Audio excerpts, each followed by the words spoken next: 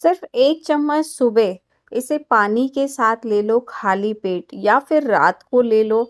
आपकी जो आँखों की रोशनी है वो धीरे-धीरे बढ़ने लगेगी। अगर चश्मा लगा हुआ है तो धीरे-धीरे चश्मे का नंबर कम होने लगेगा।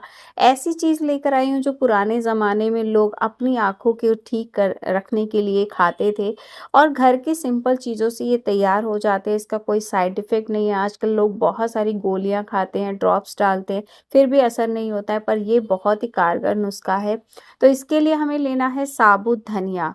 साबुत धनिया इसलिए मैं बोल रही हूँ, वैसे तो धनिया पाउडर भी ले सकते हैं, पर साबुत धनिया जब लेंगे ना तो ये प्योर होगा। जो आपका जो रेमेडी बनेगी वो बढ़िया क्वालिटी की बनेगी, तभी वो इफ़ेक्टिव होगी। अगर मिलावट होगी ना तो वो असरदार नहीं होती है। बहुत सारी चीज़ें हम लोग इस्तेमाल करते हैं पर मार्केट में वो मिलावट वाली मिलती है, तो इसलिए वो असर नहीं करती है। तो आपको क्या करना है, इस तरह से साबुत धनिया लेना है और बाज़ार में जाके चक्की पे इसे पिसवा सकते हैं या फिर मिक्सी में इसे पीस सकते हैं। मिक्सी में पीस के क्या करना है, इसे छान लेना है, क्योंकि बहुत ज़्यादा बारीक पिसता नहीं है। तो आप क्या करेंगे, इसे बारीक पीस के मतलब एक बार छान लेंगे ना तो इसका बारीक पाउडर तैयार हो जाएगा। तो यहाँ पे क्या किया मैंने, 1 कटोरी भर के इस तरह से साबुत धनिया ले लिया है। मैं अभी आपको रेशियो भी बता दूँगी क्या-क्या कितनी चीज़ें लेनी है, मैं डिस्क्रिप्शन बॉक्स में भी लिख दूँगी ताकि आपको आसानी हो जाए। तो यहाँ पे मैंने ना मेरे पास बढ़िया पिसा हुआ धनिया पाउडर रखा था, तो मैंने वो यूज़ कर लिया है। अगर आपके पास बढ़िया क्वालिटी का है तो आप यूज़ कर सकते हैं। तो आपको क्या करना है, यहाँ पे 100 ग्राम आपको लेना है इस तरह से बारीक पिसा हुआ धनिया, या फिर घर पे भी पीस सकते हैं, कोई दिक्कत नहीं है। बस शुद्ध होना चाहिए, इस चीज़ की गारंटी होनी चाहिए, क्योंकि नहीं तो फिर मिलावट होगी तो फिर वो असर नहीं करेगा। तो यहाँ पे ये 100 ग्राम मैंने धनिया ले लिया है। धनिया पाउडर ले लिया है जो कि हर किसी के घर में आसानी से मिल जाता है, और जो इसकी तासीर होती है ना वो ठंडी होती है। अभी गर्मी का टाइम चल रहा है, आपने देखा होगा जन्माष्टमी पे भी धनिया पंजीरी बँटती है, क्योंकि ना इस मौसम में धनिया खाना बहुत अच्छा होता है। थायराइड के लिए अच्छा होता है, डाइजेशन के लिए अच्छा होता है, पेट को ठंडक देता है। दूसरी चीज़ जो हमें यहाँ पे लेनी है वो है 50 ग्राम आपको लेने हैं बादाम। यहाँ पे मेरे पास ये कैलिफ़ोर्निया बादाम पड़े हैं। वैसे आपको इस रेमेडी के लिए मामरा बादाम या फिर गुड़बंदी जो बादाम आते हैं वो लेने हैं। नहीं है तो ये भी ले सकते हैं, पर अगर वो मिल जाए तो वो ज़्यादा इफ़ेक्टिव होते हैं। मामरा मिल जाए तो और भी ज़्यादा अच्छा होता है, उसमें नेचुरल ऑयल होता है। आँखों के लिए ये बहुत ही अच्छा होता है। अगली चीज़ जो हमें यहाँ पे लेनी है वो है सौंफ।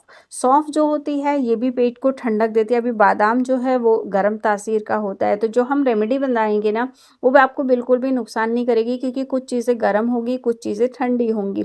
तो यहाँ पे मैंने सौंफ ले ली है। सौंफ आप जो भी मिले आपको मार्केट में वो ले सकते हैं, और यहाँ पे आपको 25 ग्राम सौंफ लेनी है। मतलब कि 100 ग्राम धनिया लिया है तो 50 ग्राम बादाम, उसका आधा आपको सौंफ लेनी है। सौंफ जो होती है डाइजेशन को इम्प्रूव करती है, इसकी तासीर ठंडी होती है, आँखों के लिए बहुत ज़्यादा अच्छी होती है। अगली चीज़ यहाँ पे जो लेनी है वो है 1 चम्मच आपको सफ़ेद मिर्च। इसे ये देखने में काली मिर्च की तरह ही होती है, पर सफ़ेद रंग की होती है, गोल-गोल इस तरह से। इसे दक्षिणी मिर्च भी बोला जाता है और इंग्लिश में इसे व्हाइट पेपरकॉर्न बोला जाता है। तो ये जो होती है ना, ये आँखों की रोशनी बढ़ाने में बहुत ज़्यादा मदद करती है, और मैंने इसे अपनी सासू माँ से सुना था कि ये ब आँखों के लिए बहुत अच्छी होती है। वो खुद भी लेती हैं, अभी तक लेती हैं, 80 साल की हो गई हैं और अभी तक इसे इस्तेमाल करती हैं। पुराने ज़माने में ऐसी चीज़ें लोग इस्तेमाल करते थे, जिससे उनको कोई भी आई ड्रॉप या दवाई की ज़रूरत नहीं पड़ती थी, और उनकी आँखों की रोशनी अभी तक अच्छी है। मेरी सासू माँ की 80 साल की हो गई हैं। अब क्या करना है कि आपको यहाँ पे सौंफ और जो हमने सफ़ेद मिर्च ली है, उसको मिक्सी में पीसना है। अगर हम ना और चीज़ें भी साथ में डाल देंगे तो वो अच्छे से पीसेगा नहीं। जो सौंफ और सफ़ेद मिर्च है, इसे हमें पहले पीस के लेकर आना है, क्योंकि ये ना अच्छे से पिसता नहीं है, थोड़ा मोटा-मोटा रह जाता है। तो इस तरह से ये देखिए दानेदार है, बहुत अच्छे से इसका पाउडर नहीं होता है। तो क्या करना है, इसे हमें ना ये जो धनिया पाउडर हमने ले रखा है इसके अंदर ही छान लेना है, क्योंकि अगर मोटा-मोटा आएगा ना तो बच्चे खाते नहीं हैं, या फिर हमें भी नहीं अच्छा लगता अगर मोटा-मोटा सा छिलके-छिलके से आते हैं। तो इससे क्या होता है, छानने से इसका पाउडर निकल जाएगा और जो मोटा-मोटा है ना वो ऊपर ही रह जाएगा। जिससे कि हमारा जो ये रेमेडी बनेगी वो खाने में भी स्वादिष्ट लगेगी और साथ ही हेल्दी तो है ही, आँखों की रोशनी तो बढ़ाएगी बढ़ाएगी और इसके बहुत सारे फ़ायदे भी है, डाइजेशन को भी इम्प्रूव करती है। तो ये जो ऊपर का निकला है ना, इसको आप फेंकिए मत, इसे अपने खाने वगैरह में इस्तेमाल कर सकते हैं। तो ये दोनों चीज़ें हम इस तरह से मिक्स कर देंगे। अब आगे क्या करना है वो देख लेते हैं। तो यहाँ पे मैंने मिक्सी का जार फिर से लिया है और ये जो बादाम है ना वो मैं इसमें डाल दूँगी और इसे हमें थोड़ा-सा रोक-रोक कर पीसना है और बहुत ज़्यादा बारीक नहीं करना है, हल्का-सा दरदरा रखना है। मैं पीस कर लाती हूँ, यहाँ पे ये देखिए मैं दिखाती हूँ आपको। मैंने इसे बहुत ज़्यादा बारीक पाउडर नहीं तैयार किया, हल्का-सा दरदरा पीसा है। इससे क्या होगा जब इसे आप खाएँगे ना, तो आपको बहुत ही अच्छा टेस्ट आने वाला है। ऐसा लगेगा आपको जैसे जन्माष्टमी पे धनिया पंजीरी मिलती है ना, बिल्कुल वही टेस्ट आपको इसमें आने वाला है। फ़ायदे तो मिलेंगे ही, साथ ही टेस्ट में भी बहुत ज़्यादा लाजवाब होता है। तो बच्चे भी इसे बहुत ही मन से खाते हैं क्योंकि इनको भी बहुत ज़्यादा पसंद आता है। सारी चीज़ों को इस तरह से मिक्स कर देंगे। अब क्या करना है, यहाँ पे मैंने गैस पे एक पैन रख लिया जिसमें आपको शुद्ध गाय का घी डालना है। 4 चम्मच यहाँ पे मैं अभी घी डाल रही हूँ और जितना शुद्ध असली घी लेंगे आँखों के लिए बहुत अच्छा रहता है। घर का हो तो ज़्यादा अच्छा है, गाय का ही घी आपको इस्तेमाल करना है। जो गाय का घी होता है ना आँखों की रोशनी के लिए बहुत अच्छा होता है। यहाँ पे मैंने गैस को ऑन कर दिया है और घी को बिल्कुल भी तेज़ गरम नहीं करना है। जैसे ही मेल्ट हो हल्का-सा, ये सारा जो पाउडर है वो इसके अंदर हम ऐड कर देंगे इस तरह से और इसे धीमी-धीमी आँच पे हमें सिर्फ़ 2 से 3 मिनट पकाना है ताकि जो धनिया का कच्चापन है वो निकल जाए और ज़्यादा कुछ हमें पकाने की ज़रूरत नहीं है। ज़्यादा पका देंगे ना तो इसके सारे जो गुण हैं वो चले जाएँगे, ये फिर इतना इफ़ेक्टिव नहीं रहेगा। बिल्कुल धीमी आँच पे इस तरह से हल्का-हल्का सा इसे पकाएँगे जैसे कि हम जन्माष्टमी वाला धनिया पंजीरी का प्रसाद तैयार करते हैं ना, बिल्कुल वैसे ही हल्का-हल्का सा पकाना है, ज़्यादा नहीं पकाना है। थोड़ा-सा मुझे ये सूखा लग रहा था तो मैंने 2 चम्मच घी इसमें और डाल दिया है और घी से टेंशन नहीं लेनी है, आपकी आँखों की रोशनी अच्छी ही होगी।